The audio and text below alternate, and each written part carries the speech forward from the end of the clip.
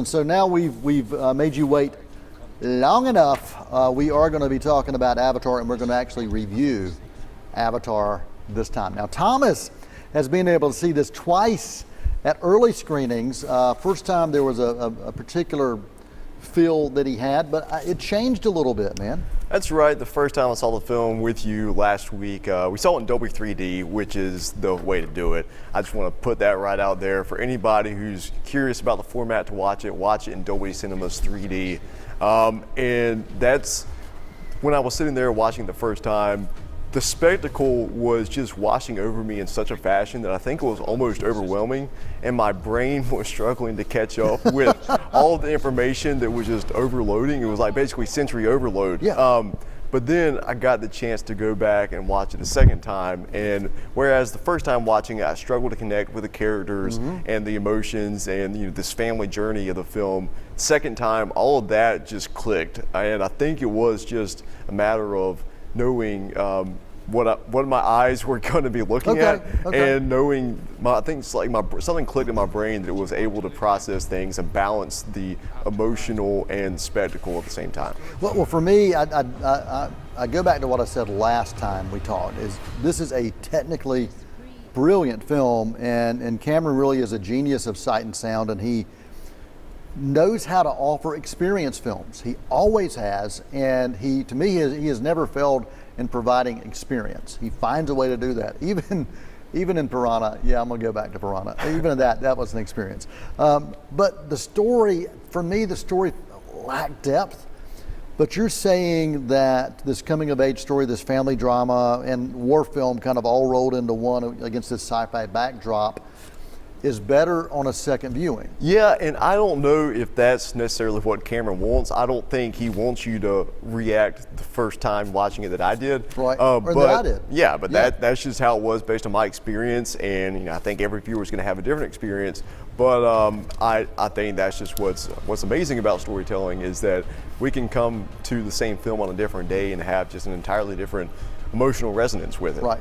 The score was absolutely marvelous for this. Simon Flanagan did the score, and he had worked previously on this film and worked with Cameron with James Horner. And James Horner passed away back in 2015, and so Flanagan got the torch to kind of carry this on.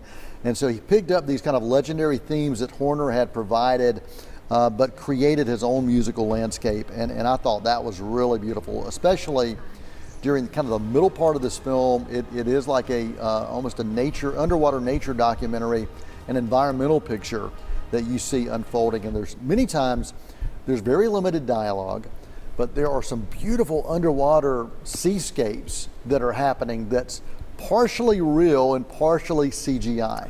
Yeah, and it truly is a three-act structure. The first act reintroduces us to this world, to the characters, and to the conflict and the stakes, because it's been 13 years since the last Avatar film. But then in Act 2, it introduces us to an entirely new world within this world.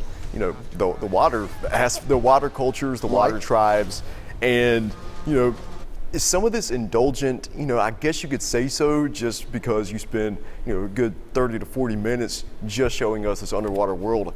But I think Cameron has earned the right to indulge in that, because he is literally introducing people around the world to something that's never been seen on film. And I think when you spend as much time working on it as Cameron has, I think he has the I think we give him that pass to just kind of show off a little bit. Yeah, and Cameron's attention to 3D. Let's mention 3D, and this is a movie that I do not like to go to 3D movies in general. And that said, when Cameron creates something in 3D, I'm there. A few years ago, he produced Alita Battle Angel. You and I both went to that and said, wow, this is a marvelous visual landscape that providing that 3D through the glasses. Okay, it's worth putting on glasses. Even if you already wear glasses, it's worth it. Absolutely worth it in this. And Cameron continues to get better at creating these worlds. And I think this is a movie, Thomas, he's been working toward since the late 80s, when he was in Gaffney, South Carolina, working on Earl Owensby Studios there in an abandoned nuclear power plant that had never been completely finished, filming The Abyss. So Cameron was there doing that, and he is drawn to underwater films. I mean, you see the Titanic, you see his underwater documentaries, and so he was able to marry that love of underwater filmmaking with his incredible passion for technology and digital filmmaking and really motion capture. He pulled all that together in Avatar: Way of Water.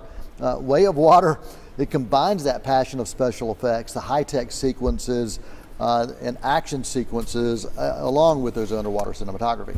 Yeah, and by the time we get to the third act, it does essentially develop into a war film, and it's almost a war between land and sea. And in this case, the villains from the land are humans from Earth, and they are here to, ravage the ecosystem and the resources. And I think because we spent so much time in that second act developing a connection with that ecosystem, with that environment, once we got to this just straight up war film, the third act, we had more of an emotional connection. And personally for me, I almost found myself getting angry when I saw the bad guys just destroying. When I saw the humans destroying these homes and these just wonderful areas of natural beauty. And so I just think credit to the direction from Cameron from a dramatic and emotional standpoint, that I could find myself caring for something that deeply that's in a fictional world across the universe. I will agree with you that even though you've seen it more than I have, the first time I saw it, I did have this kind of anger for the humans and what they were doing to this culture and how they were taking the resources just because they could, because they had the bigger guns, is really what it boiled down to. There's a particular instance where they're killing a creature not for food, not for using the materials of the creature for any kind of clothing. It's because of one aspect of what this creature can provide them that they can sell and make money on. And that was like really, really, really hitting me. And that's the only thing at that one time I said, wow, but that's how inhumane humans can be. And I think that is a message that came through with that. Yeah, and thematically it's not subtle whatsoever, but Cameron wasn't trying to be. And it really is, I think you can watch this and in a sense compared to the Fast and Furious franchise, in that family is so important to the protagonist here. I don't have friends. I got family.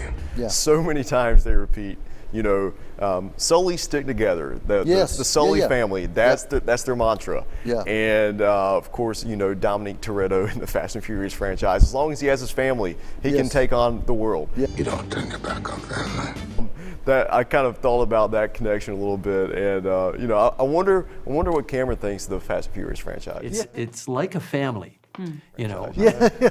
Well, to me, honestly, as I listened to the dialogue, the dialogue felt very secondary to me. The script, the writing. It was not a Quentin Tarantino. It was not an Aaron Sorkin.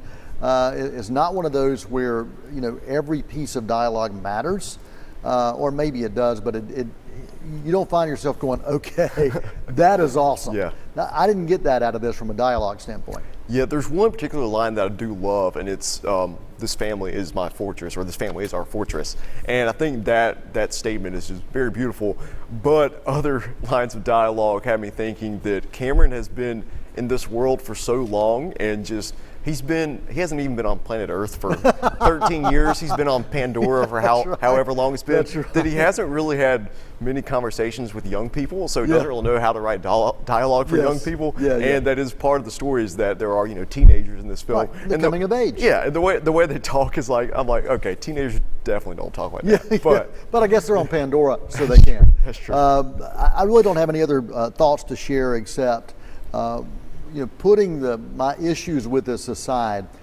This is an experience film. It is one that is worth seeing with the best sound and the biggest screen possible, because you are drawn into this world, whether you're drawn into what's happening with the characters or not. Thomas was the second go round. I wasn't the first, and it's a 3 hour plus 15-minute film, and so if you're expecting to draw people back again, it may not be for the story. Yeah, and there's one more thing I want to mention. When we were walking out of the theater the first time, there's a character who is basically the daughter of Sigourney Weaver's character from the first film, and Sigourney's character did pass away, but in this film, her daughter has very similar facial characteristics to Sigourney Weaver, and you asked me, how did they do that? Well, I found out they actually motion captured Sigourney Weaver for that character the whole time. I figured. And Yeah. that's I think that's a testament to there was nothing. It didn't venture into like uncanny valley territory. Right. It felt like you were watching a daughter that could be, Yes, Sigourney Weaver's exactly. daughter, but it didn't look like just Sigourney Weaver herself. Right. Yeah, I love that. Love that. So what is your final rating for Avatar: Way of Water? Right now, I'm a solid A for Avatar: The Way Okay. of Water. For me, I'm at a B plus, just for the technical aspect of it. The story elements of it brought it down, but still worth seeing, and it is going to continue to make some money at the box office. Well, Thomas, we have. Wherever we go, this family is our fortress. I thought I could protect you.